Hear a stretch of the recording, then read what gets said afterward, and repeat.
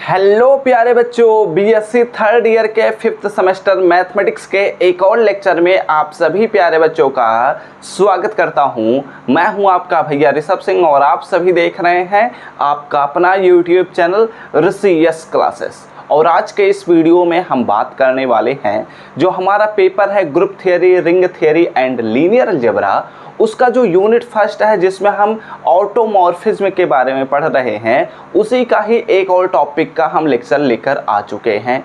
हम ऑलरेडी यह बात कर चुके हैं कि ऑटोमॉर्फिज्म क्या होता है, ऑटोमॉर्फिज्म ग्रुप क्या होता है, इनर ऑटोमॉर्फिज्म क्या होता है, इनर ऑटोमॉर्फिज्म ग्रुप क्या होता है, और साथ ही साथ हमने यह भी प्रूव किया था कि जो हमारे पास इनर ऑटोमॉर्फिज्म ग्रुप होता है वह सब ग्रुप होता है ऑटोमॉर्फिज्म ग्रुप का। ठीक है, तो चलिए इस लेक्चर में हम बात करने वाले हैं अब कि इनर ऑटोमॉर्फिज्म ग्रुप जो होता है वह नॉर्मल सब ग्रुप होता है किसी ऑटोमॉर्फिज्म ग्रुप जी का। ठीक है, तो चलिए अपने इस लेक्चर की शुरुआत करते हैं। इसमें हम इन सभी टॉपिक्स को बहुत ही डिटेल से डिस्कस करते हैं। अगर आप लोग पिछले लेक्चर्स को नहीं देखे हैं तो प्लीज़ जाकर देख लीजिए, लिंक आप सभी को डिस्क्रिप्शन में मिल जाएगा। उन सभी लेक्चर को देख लेंगे तो यह लेक्चर आपको आसानी से समझ में भी आ जाएगा। और इस चैनल पर पहली बार आए होंगे तो जरूर नीचे दिए हुए रेड बटन पर क्लिक करके सब्सक्राइब कर लीजिएगा, साथ ही बेल आइकन को ऑल पर सेलेक्ट कर लीजिएगा, क्योंकि हम डेली आप सभी के लिए मैथमेटिक्स और केमिस्ट्री के लेक्चर्स प्रोवाइड करते रहते हैं। तो चलिए अब शुरुआत करते हैं, अपने तैयारी को बेहतर बनाते हैं। यह भी एक थ्योरम के रूप में आप लोग अपने कॉपी में नोट डाउन कर लीजिएगा। ठीक है, थ्योरम क्या कहता है समझते हैं इस बात को।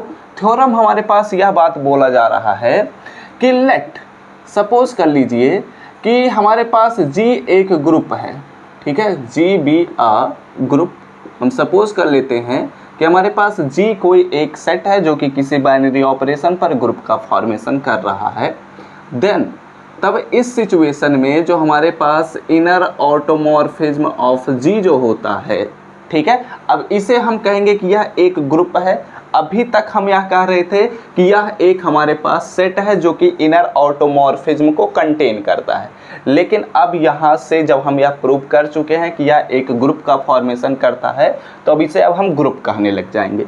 ठीक है, then inner automorphism of G जो हमारे पास ग्रुप होता है इज ए नॉर्मल सब ग्रुप।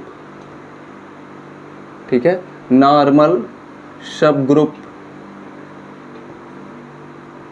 ऑफ, यह किसका नॉर्मल सब ग्रुप है, यह हमारे पास ऑटोमॉर्फिज्म ऑफ G ग्रुप का क्या है, सब ग्रुप का फॉर्मेशन करता है। ये बात हमें यहाँ पर प्रूव करनी है, ये बात ध्यान में रखिएगा। ये एक स्टेटमेंट है, थ्योरम है, कई बार पूछा जाता है एग्जाम्स में, तो इसे हम जरूर पढ़ेंगे। बहुत ही आसान सा यह थ्योरम है तो बहुत ही अच्छे से समझ में भी आ जाएगा। और इस बात का खास ध्यान रखिएगा, अगर आप लोग नॉर्मल सब ग्रुप के बारे में नहीं जानते हैं तो प्लीज़ जाकर उसका डिफिनीसन एटलीस्ट पढ़ लीजिए, जिससे यहाँ पर जो भी मैं समझाऊंगा आपको आसानी से समझ में भी आ जाएगा। और नहीं भी देखें तो भी कोई दिक्कत की बात नहीं है, अभी यहाँ पर जब मैं सभी चीज़ों को एक्सप्लेन करूँगा तो रिलेट कर दूँगा। ठीक है, चलिए अब हम शुरुआत करते हैं, इसके प्रूफ पर बात करते हैं। चीज़ें आप लोग समझ ही गए हैं। यहाँ पर बेसिकली हमसे बोला जा रहा है कि एक हमारे पास क्या है, ग्रुप G है, उसके लिए हमने इनर ऑटोमॉर्फिज्म ऑफ G बनाया। ठीक है, जो कि एक ग्रुप ही होता है, और इसी ग्रुप के लिए हमने ऑटोमॉर्फिज्म ऑफ G बनाया जो कि एक ग्रुप ही होता है।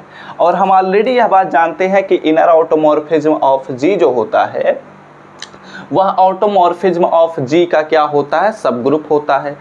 लेकिन अब यहाँ पर हम प्रूव करेंगे कि यह सब ग्रुप होने के साथ साथ यह नॉर्मल सब ग्रुप का भी कंडीशन सेटिस्फाई कर देता है। कैसे करता है इस पर हम बात करते हैं।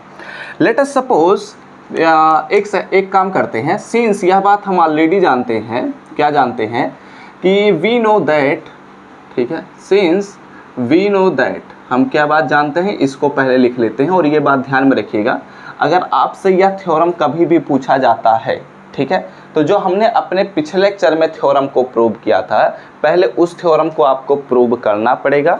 यानी कि आपको पहले यह दिखाना पड़ेगा कि इनर ऑटोमॉर्फिज्म ऑफ जी जो होता है वह ऑटोमॉर्फिज्म ऑफ जी का सब ग्रुप होता है। अगर ये लॉन्ग आंसर में आता है तब, अगर यह शॉर्ट आंसर में आता है तो आप यहाँ से स्टार्ट कर सकते हैं जो मैं यहाँ पर बताने वाला हूँ। लेकिन अगर लॉन्ग आंसर में आता है तो प्लीज़ पहले उस थ्योरम को प्रूव करके दिखा दीजिएगा कि सब ग्रुप का फॉर्मेशन करता है, उसके बाद ही हम नॉर्मल सब ग्रुप पर बात कर सकते हैं। क्योंकि जब तक कोई भी हमारे पास ग्रुप किसी दूसरे ग्रुप का सब ग्रुप नहीं बनेगा तब तक वह नॉर्मल सब ग्रुप नहीं बन सकता। ठीक है, तो यहाँ पर हम ऑलरेडी यह बात जानते हैं, वी नो दैट कि जो हमारे पास INN ऑफ जी जो होता है, यहाँ पर मैं ब्लैक से ही लिख लेता हूँ। ठीक है, यानी कि इनर ऑटोमॉर्फिज्म ऑफ जी जो होता है इज ए सब ग्रुप, ठीक है, इज ए सब ग्रुप ऑफ AUT ऑफ जी। ठीक है, यानी कि यह क्या, इसका एक सब ग्रुप ऑलरेडी फॉर्म करता है, यह बात हम जानते हैं। तो then it means that our aim is to show that, ठीक है, इसका मतलब ये हुआ कि हमारा जो एम है, our aim is to show that, हमारा एम क्या है, अब हमारा एम यह दिखाना है कि जो हमारे पास INN ऑफ जी जो है वह क्या है, is a normal subgroup. ठीक है, नॉर्मल सब ग्रुप ऑफ AUT ऑफ जी है। ठीक है, यानी कि अब हमारा एम क्या है, चूंकि हम ऑलरेडी यह प्रूव कर चुके हैं कि यह सब ग्रुप ऑलरेडी होता है, तो हमारा एम यह हो चुका है कि अब इसमें एक नॉर्मल वर्ड को भी हम इंक्लूड करेंगे। ठीक है, तो ये हमें प्रूव करना है। लेकिन आगे बढ़ने से पहले मैं सोच रहा हूँ इसमें थोड़ा इंक डाल दूँ क्योंकि बहुत हल्का चल रहा है, तो पहले मैं इंक डाल लेता हूँ, उसके बाद इस वीडियो को कंटिन्यू करते हैं। ठीक है, अगर आप चाहें तो इतनी चीज़ों का स्क्रीनशॉट ले सकते हैं। तो अब चलिए अगले पॉइंट्स पर हम बात करते हैं। यहाँ तक की सभी चीज़ों को आप लोग समझ गए होंगे, कोई दिक्कत की बात नहीं होगी। ठीक है, चलिए अगले पॉइंट पर अब हम बात करते हैं। यहाँ पर अगला पॉइंट हमारे पास क्या हमें प्रूव करना है, हमें नॉर्मल सब ग्रुप प्रूव करना है। ठीक है, तो यहाँ पर हम बेसिकली कुछ चीज़ों को पहले डिफाइन कर लेते हैं। लेट सपोज कर लीजिए FA जो है वह हमारे पास क्या है, INN ऑफ जी का क्या है, एलिमेंट है। एंड यहाँ पर एक बात और ध्यान दीजिएगा कि हम सपोज कर लेते हैं कि चलो इसे छोड़ते हैं। ठीक है, देन यहाँ पर लिख दीजिए, देन इसका मतलब यह हुआ कि हम अपने इस कंपोजिशन को एक्सप्रेस कर सकते हैं। चूँकि आप सभी यह बात जानते ही हैं, हम पिछले काफ़ी सारे लेक्चर्स में डिस्कस कर चुके हैं कि FA ऑफ X जो होगा वो क्या हो जाता है, A इनवर्स XA हो जाता है। ठीक है, ये तो हम ऑलरेडी काफ़ी सारे लेक्चर्स में डिस्कस कर चुके हैं, तो ये बातें आपको दिक्कत नहीं कर रहे होंगे। यहाँ पर लिख दीजिए कि X जो है वो हमारे G का ही एक एलिमेंट होगा। ठीक है, अब यहाँ पर हम क्या करते हैं, चूँकि हमें प्रूव करना है नॉर्मल सब ग्रुप। ठीक है, तो नॉर्मल सब ग्रुप के लिए हम क्या करते हैं, हमारे पास एक एलिमेंट तो इसका मिल गया, दूसरा एलिमेंट हमें चाहिए इसका। ठीक है, तो हम सपोज कर लेते हैं कि लेट क्या करते हैं, G हमारे पास कोई एक एलिमेंट है जो कि इससे बिलोंग कर रहा है। ठीक है, यानी कि ऑटोमॉर्फिज्म ऑफ जी ग्रुप से बिलोंग कर रहा है। एंड यह भी हम सपोज कर लेते हैं कि X, चूँकि ऑलरेडी हम सपोज कर चुके हैं लेकिन फिर भी लिख देते हैं कि X belongs to G। Then इस सिचुएशन में हमारा एम क्या होता है, नॉर्मल सब ग्रुप अगर प्रूव करना है तो हमारा एम यह होगा कि जो G हमने सपोज किया है उस G को हम उस F ऑफ A पर ऑपरेट कराएं और इसी G का ही इनवर्स भी हम उठा लें, और इन तीनों को एक दूसरे पर जब हम ऑपरेट कराएंगे तो हमारा एम यह है कि यह भी इस सेट का, इस ग्रुप का एलिमेंट हो जाना चाहिए। यह हमारा एम है प्रूव करना। अगर हम यह प्रूव कर देते हैं तो नॉर्मल सब ग्रुप का कंडीशन प्रूव हो जाएगा, क्योंकि नॉर्मल सब ग्रुप का यही तो डिफिनीशन ही है। ठीक है, तो हम यह कैसे प्रूव कर सकते हैं, आइए बात करते हैं। यहाँ पर एक लाइन लिख दीजिएगा, देन आवर एम, ठीक है, then our aim is to show that, ठीक है, टू शो दैट, तो हमारा एम क्या है, हमारा एम यह है कि यह प्रूव करना।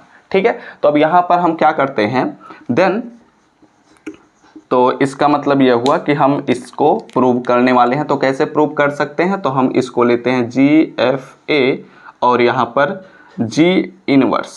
ठीक है, ध्यान रखिएगा ये जो A लिखा गया है या सफिक्स में लिखा गया है और यहाँ पर हम क्या करेंगे, x पर ऑपरेशन कराएंगे, यानी कि ऑपरेट कराएंगे x पर। तो इसका जो हम ऑपरेट कराएंगे तो हमें क्या मिलता है, इस पर बात करते हैं। ठीक है, तो यहाँ पर हमारे पास G इनवर्स इसमें एक्सपेंड हो जाएगा, तो यहाँ पर GFA हो जाएगा और ये कंपोजिट कंपोजिशन के अकॉर्डिंग हो रहा है, तो यहाँ पर G इनवर्स x हो जाएगा। ठीक है, अब यहाँ पर हम क्या करते हैं, यहाँ पर G रहेगा, यहाँ पर FA रहेगा और इसको हम एक नए टर्म से रिप्लेस कर देते हैं। सपोज कर लीजिए कि y इज इक्वल टू हमारे पास G इनवर्स A मिल रहा है। ठीक है, तो यहाँ पर हमारे पास क्या हो जाएगा, यहाँ पर हमारे पास हो जाएगा y। ओके, अब यहाँ पर हम क्या करते हैं, FAY को इसकी सहायता से एक्सपेंड कर देते हैं, तो यहाँ पर G हो जाएगा, यहाँ पर A इनवर्स YA हो जाएगा। ठीक है, अभी आप क्या करिए, इतनी चीज़ों का स्क्रीनशॉट ले लीजिए, उसके बाद हम अगले स्टेप पर डिस्कशन करते हैं। यहाँ पर अब बेसिकली कुछ और स्टेप्स हमारे पास हैं, उसके बाद यह थ्योरम हमारा प्रूव हो जाएगा। यह थ्योरम ज़्यादा बड़ा नहीं है, लेकिन फिर भी यह काफ़ी अच्छा थ्योरम है, क्योंकि नॉर्मल सब ग्रुप इतनी आसानी से हर एक सब ग्रुप फॉर्म नहीं करता, बस कुछ स्पेसिफिक सब ग्रुप्स ही होते हैं जो नॉर्मल सब ग्रुप का फॉर्मेशन कर ले जाते हैं। ठीक है, तो आप लोग क्या करिए, इतनी चीज़ों का स्क्रीनशॉट लीजिए, उसके बाद हम अगले स्टेप्स पर बात करते हैं। तो अब चलिए अगले पॉइंट्स पर हम डिस्कशन करते हैं। यहाँ पर क्या बातें बोली जा रही हैं समझने का प्रयास करते हैं। देखो, हम यह बात जानते हैं, मतलब जो हमने लास्ट टाइम लिखा था उसी को मैं रिपीट कर देता हूँ। यहाँ पर हमने लिखा था कि GFA G inverse of x is equal to, क्या लिखा था हमने, यहाँ पर था G और f को भी हमने इंट्रोड्यूस करा दिया था, तो हमारे पास मिला था A इनवर्स XA मिला था। ठीक है, अब यहाँ पर ध्यान दीजिए, अगले पॉइंट्स पर हम क्या बात बोलने वाले हैं। चूँकि हमारे पास जो G है वह क्या है, एक होमोमॉर्फिज्म है। ठीक है, क्योंकि हमने ऑटोमॉर्फिज्म दिखाया है तो वह होमोमॉर्फिज्म का कंडीशन सेटिस्फाई करेगा और ये तीनों अलग अलग एलिमेंट्स हैं। ठीक है, तो यहाँ पर हम क्या करते हैं, यहाँ पर G A इनवर्स लिख सकते हैं, यहाँ पर G X लिख सकते हैं, सॉरी यहाँ पर X नहीं था, यहाँ पर Y था। ठीक है, और यहाँ पर हमारे पास GY हो जाएगा और यहाँ पर हमारे पास GA हो जाएगा। ऐसा क्यों हमने लिखा है, यहाँ पर लिख दीजिए, क्योंकि सिंस हमारे पास जो G है वह क्या है, इज होमोमॉर्फिज्म।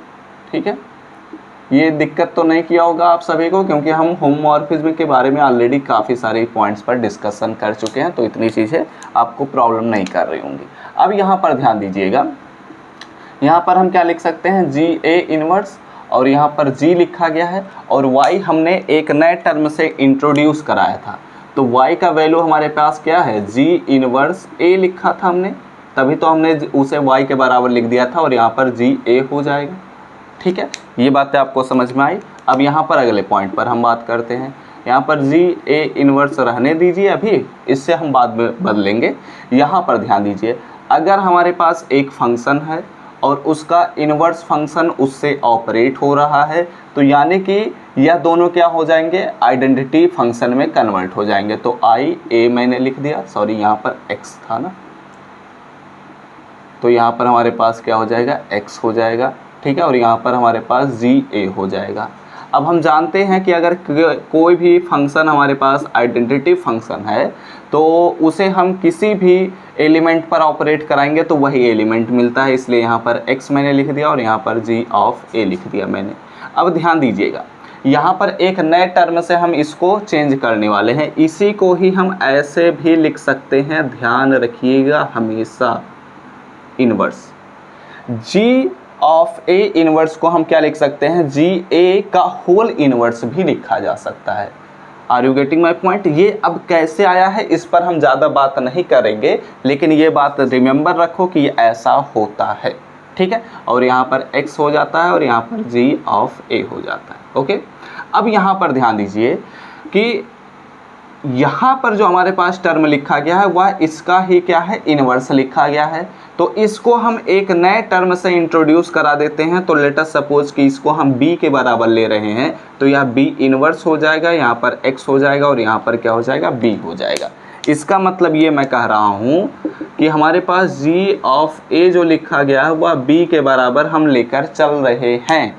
ठीक है, तो इसका मतलब ये हुआ, हम ऑलरेडी यह बात जानते हैं सिंस, ठीक है, हम यह बात जानते हैं कि एफ ए ऑफ एक्स जो होता है वह किसके बराबर होता है, वह हमारे पास होता है ए इनवर्स एक्स ए के बराबर होता है। तो अगर ए के जहाँ पर मैं बी रख दूंगा तो बी इनवर्स एक्स बी हो जाएगा। इसका मतलब ये जो हमारे पास टर्म हुआ, दिस इम्प्लाइज दैट हमारे पास ये क्या हो जाएगा, F B of x is equal to B inverse X B हो जाएगा, यानी कि इतना इज इक्वल टू दिस हमारे पास मिल रहा है।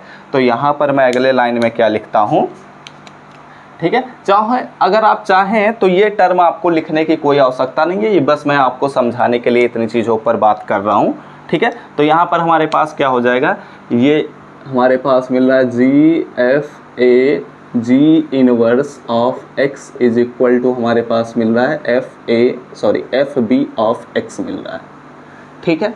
और यह बात हम जानते हैं कि हमारे पास कोई भी एक ऑटोमॉर्फिज्म है, अगर हमारा B जो है वह कोई भी हमारे पास एक एलिमेंट है जो कि G से बिलोंग कर रहा है, तो उसके द्वारा हम इसको इंड्यूस्ड करा देंगे, तो यह भी हमारे पास किस में बिलोंग करेगा, IN ऑफ G में बिलोंग करने लग जाता है, ठीक है। ये बात तो हम ऑलरेडी जानते हैं। तो अगर ये बात हम जानते हैं तो इसका मतलब ये हुआ देन, ठीक है, यहाँ पर एफ बी ऑफ एक्स जो होगा वह किससे बिलोंग करेगा, IN ऑफ G से बिलोंग करेगा। व्हेन कब बिलोंग कर सकता है, जब हमारा B जो है वह G से बिलोंग कर रहा हो, ठीक है। और यह बात तो अंडरस्टूड है कि हमारे पास ग्रुप G का जितने भी एलिमेंट होते हैं वो होते ही हैं, ठीक है। तो उनसे हमने इसको इंट्रोड्यूस करा दिया। अब अगर ध्यान दिया जाए तो हमने इन तीनों को ऑपरेट कराया और एक ऐसा एलिमेंट हमने प्राप्त किया जो कि IN ऑफ G में क्या कर रहा है, बिलोंग कर रहा है, ठीक है। यानी कि हमारे पास ये जो टर्म मिलेगा वो हमारे पास इसी सेट का ही क्या होगा, एलिमेंट होगा, या इसी ग्रुप का ही एक एलिमेंट होगा।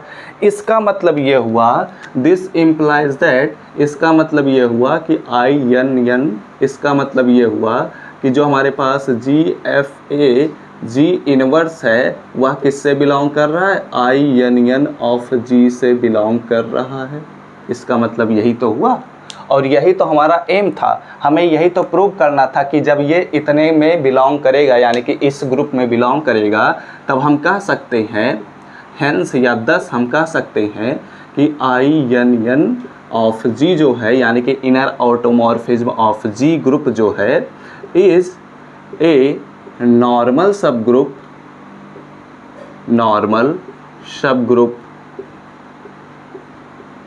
ऑफ ऑटोमॉर्फिज्म ग्रुप का, ठीक है। तो ये हमने प्रूव भी कर दिया। आप लोग क्या करिए, इतनी चीज़ों का स्क्रीनशॉट ले लीजिए, हमने सभी चीज़ों को प्रूव कर दिया है बहुत ही आसानी से, और कहीं भी आपको कोई भी डाउट खास बचा नहीं होगा, ठीक है। बहुत ही आसान सा थ्योरम था, तो इसी वजह से इसको हमने बहुत ही अच्छे से डिटेल में डिस्कस भी कर लिया। अब जो हमारे पास अगला लेक्चर आएगा उसमें हम अगले टॉपिक्स की तरफ बढ़ेंगे। यहाँ पर हमने नॉर्मल सब ग्रुप को भी प्रूव कर दिया, सब ग्रुप को भी प्रूव कर दिया, तो अब इसमें बहुत ज़्यादा टॉपिक्स बचे नहीं है। ये चैप्टर हमारा बहुत ही जल्द कंप्लीट होगा। आई थिंक यहाँ पर अब 4 से 5 लेक्चर मैक्सिमम डिलीवर होंगे, उसके बाद यह चैप्टर हमारा कंप्लीट हो जाएगा। मुझे नहीं लगता कि 5 लेक्चर तक जाना चाहिए, लेकिन देखते हैं कितना समय लगता है चीज़ों को बताने में, उस पर डिपेंड करता है, ठीक है। तो इसी के साथ इस लेक्चर को समाप्त करता हूं। उम्मीद करता हूं आप सभी को सब कुछ समझ में आ रहा होगा। वीडियो अच्छा लगा हो तो लाइक करिएगा, कमेंट करके बताइएगा कि आप सभी को लेक्चर समझ में आया या नहीं। अगले लेक्चर्स के नोटिफिकेशन पाने होंगे तो जरूर नीचे दिए हुए रेड बटन पर क्लिक करके सब्सक्राइब कर लीजिएगा, साथ ही बेल आइकन को ऑल पर सेलेक्ट कर लीजिएगा और अपने दोस्तों के साथ जरूर शेयर करिएगा। तो हम सब मिलते हैं अपने नेक्स्ट लेक्चर में, तब तक पढ़ते रहिए, संघर्ष करते रहिए और सफल होते रहिए।